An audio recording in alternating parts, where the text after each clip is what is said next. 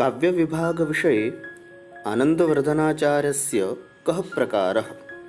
काव्य विभाग के विषय में आनंदवर्धनाचार्य का क्या मत है या कौन सा प्रकार काव्य का वो स्वीकार करते हैं। काव्य विभाग विषये आनंदवर्धनाचार्यस्य विशिष्ट कश्चन विचारो अस्ति। उनका एक विशेष विचार है, रसात्मकं काव्यमेव ध्वनिः। रस से युक्त काव्य ही ध्वनि है। रसस्य प्राधान्य ध्वनि है। जहाँ रस की प्रधानता होती है वो ध्वनि। रसाद्यपेक्षया वाच्यस्य चारुत्वे गुणीभूत व्यंग्यः। रस की अपेक्षा जहाँ वाच्य में चारुता होती है गुणीभूत व्यंग्य होता है। अयमपि प्रकारः पर्यन्ते ध्वनौ एव विश्रांतो भवति। ये भी जो प्रकार है वो अंत में जा कर के ध्वनि में ही विश्रांत होता है, अर्थात ये भी ध्वनि ही है। आभ्याम विभागाभ्याम अन्यः चित्रमुच्यते। इन दोनों विभागों से अर्थात ध्वनि काव्य और गुणीभूत व्यंग्य काव्य, इन दोनों के अतिरिक्त यत्किमपि अस्ति चित्रमुच्यते, उसे हम चित्र कहते हैं। चित्रंच काव्यानुकारो भवति न तो काव्यम।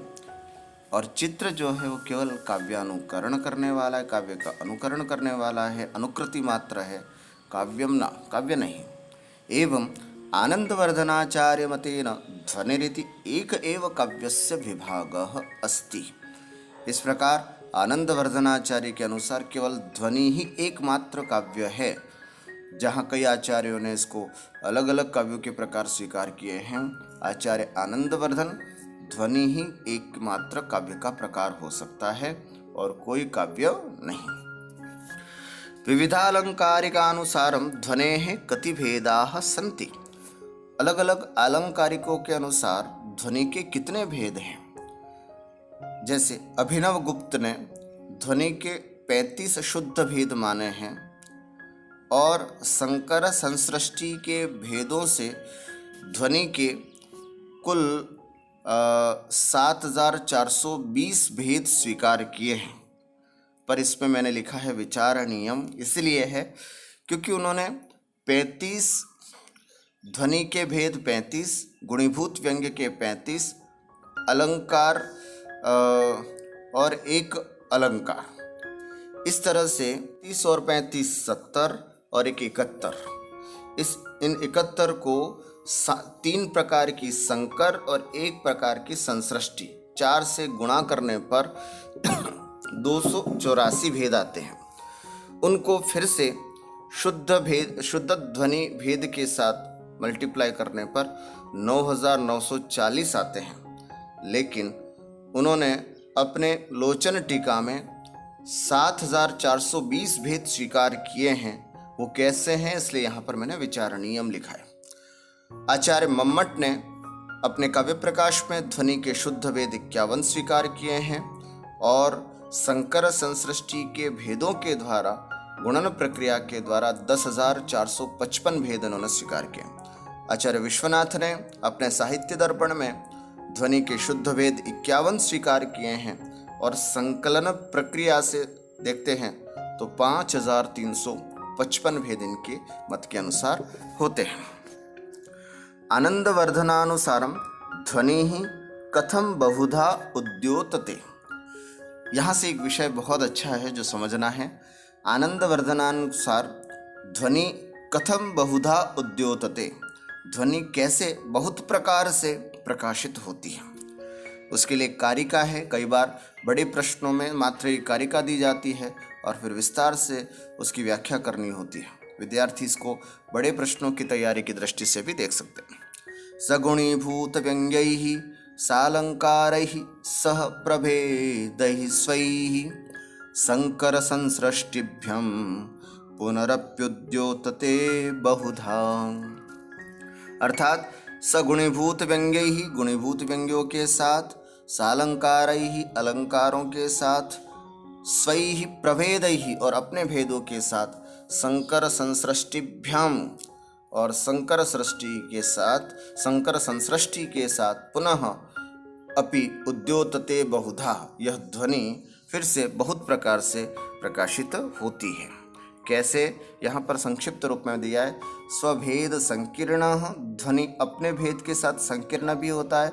स्वभेद संसृष्ट, ध्वनि अपने भेदों के साथ संसृष्ट भी होता है। गुणीभूत व्यंग्य संकीर्ण, ध्वनि गुणीभूत व्यंग्य के साथ संकीर्ण भी होता है। ध्वनि गुणीभूत व्यंग्य के साथ संसृष्ट भी होता है। ध्वनि वाच्यालंकार संकीर्ण, वाच्यालंकारों के साथ संकीर्ण भी होता है। ध्वनि वाच्यालंकार संसृष्ट, वाच्यालंकारों के साथ संसृष्ट भी होता है। ध्वनि संसृष्टालंकार संकीर्ण, संसृष्ट अलंकारों से संकीर्ण भी होती है ध्वनि। और ध्वनि संसृष्टालंकार संसृष्ट, संसृष्टालंकारों से संसृष्ट भी होती है। इति ध्वनि ही बहुधा प्रकाशते, इस प्रकार से ध्वनि बहुत प्रकार से प्रकाशित होती है। विद्यार्थी ध्यान देंगे, यहाँ कुल 8 रूप से मोटे मोटे रूप में ध्वनि का कैसे संकीर्ण और संसृष्ट भेदों के साथ भेद होते हैं उसको यहाँ पर बताया है। और ध्वन्यालोक में इन 8 के ही उदाहरण दिए हैं, वो भी हमको यहाँ पर समझने होंगे आगे। गुणीभूत व्यंग्य काव्यम अपि ध्वनिर अंगभूतम भवति इति कस्माद उच्यते। गुणीभूत व्यंग्य काव्य भी ध्वनि का अंगभूत होता है, ये कैसे कहा जाता है, किस अपेक्षा से कहा जाता है। गुणीभूत व्यंग्य अपने आप में अलग है, ध्वनि अलग है, परंतु आचार्य आनंद वर्धन का एक विशिष्ट विचार है, उसमें गुणीभूत व्यंग्य को भी ध्वनि का अंगभूत कहा है। कैसे? गुणीभूत व्यंग्य काव्ये यद्यपि व्यंग्य विशिष्टस्य वाच्यस्यैव प्राधान्यम तथापि रसाद्यपेक्षया तत्रापि व्यंग्यस्यैव प्राधान्यम। गुणीभूत व्यंग्य काव्य में यद्यपि व्यंग्य विशिष्टस्य वाच्यस्यैव प्राधान्यम, वहाँ पर वाच्य की ही प्रधानता होती है, तथापि फिर भी रसाद्यपेक्षया, रसादि की अपेक्षा से तत्रापि व्यंग्यस्यैव प्राधान्यम, वहाँ रस की अपेक्षा से देखते हैं तो वहाँ व्यंग्य की ही प्रधानता होती है। यत्र व्यंग्यस्य प्राधान्यम भवति तत्र ध्वनिरुच्यते, और जहाँ व्यंग्य की प्रधानता होती है वो ध्वनि कहलाता है। एवं गुणीभूत व्यंग्य काव्येपि वस्तुतो विचिन्त्यमानो ध्वनिरेव। इस प्रकार गुणीभूत व्यंग्य काव्य में भी वस्तुतः विचार करें तो ध्वनि ही है। संकरालंकारस्य किम लक्षणम, प्रश्न होता है संकरालंकार का लक्षण क्या है।